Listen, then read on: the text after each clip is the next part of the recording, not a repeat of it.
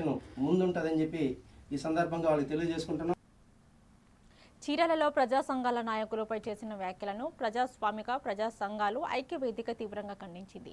ఇక ఏఐటీయూసీ కార్యాలయంలో జరిగిన సమావేశంలో నాయకులు మాట్లాడుతూ చేనేత దళిత సమాజాల మధ్య విభేదాలు సృష్టించేలా చేసిన వ్యాఖ్యలు బాధ్యతారహితమని ఆరోపించారు. ఇక ప్రజల సమస్యల పరిష్కారం కోసం పనిచేస్తున్న నాయకులపై నిరాధార ఆరోపణలు చేయడం సరికాదని పేర్కొన్నారు. పీడిత వర్గాల ఐక్యతను దెబ్బతీసే ప్రయత్నాలను సహించబోమని డాక్టర్ మాచర్ల మోహన్ రావు స్పష్టం చేశారు. నియోజకవర్గ ప్రజలకి అట్లానే ఈ రాష్ట్రంలో ఉన్నటువంటి ప్రజానీకానికి మాచర్ల మోహన్ రావు అయినటువంటి నేను సిదూరు కాలనీ భూ వివాదానికి సంబంధించిన విషయంపై మాట్లాడాలనుకుని నిన్న జరిగినటువంటి మల్లెల వెంకటరావు గారి ప్రెస్ మీట్లో చేసిన సంభాషణ మీద ఇప్పుడు నేను కొన్ని వివరాలు మీకు చెప్పాలనుకుంటున్నాను.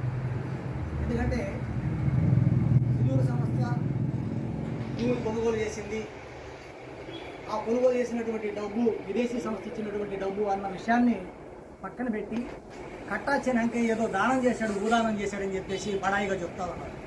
కట్టాచెనంకేకి డబ్బులు ఇచ్చినట్టు సిదూరు సంస్థ వర్ధన్ చెప్పాడు.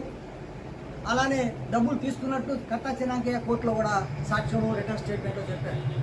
అంటే ఇంకప్పుడు భూదానం ఎవరిచ్చినట్టు, ఎవరి డబ్బులు ఎవరికి ఇచ్చినట్టు? సిదూరు సంస్థకు కూడా ప్రత్యేకించి చేనేతలకి భూమి కొనుగోలు చేసేందుకు జపాన్ వాళ్ళు ఇచ్చినటువంటి రూపాయి తప్ప సిదూరు వాళ్ళు ఇచ్చినటువంటి ఒక్క పైసా కూడా లేదు. కాకపోతే ఆ ప్రాజెక్టు జరిగిన 3.5 సంవత్సరాల కాలంలో జీతబత్యాలు తీసుకుని బతికారాలు. అది చేనేత కార్మికుల ఆత్మహత్యలు, అనారోగ్య చావులు ఫలితంగా విదేశీ సంస్థలు ఇచ్చినటువంటి ఉదారంగా ఇచ్చినటువంటి డబ్బు. అయితే ఇవాళ మసిబూసి మారేడికాయ చేసినట్టు చెలవలు పలవలు చేసి ఏదేదో మాట్లాడుతున్నాం. దానికి మాచర్ల మోహన్ రావు సంబంధం లేదని చెప్పేటైతే విదేశీ డబ్బుతో కొన్నటువంటి ఆస్తి అది ఏదైనా కానీ అది నికరంగా ఉన్నటువంటి ఆస్తి కావచ్చు. అంటే మనం ఇమోబుల్ ప్రాపర్టీస్ అని అంటాం, స్థిరమైనటువంటి విలువలు. అది భవనం కావచ్చు, భూమి కావచ్చు, వాటిని కదిలించలేము. అటువంటి అన్నీ కూడా లబ్ధిదారులకు పోవాలి, లేదా కేంద్ర ప్రభుత్వం అధీనంలో ఉండాలి.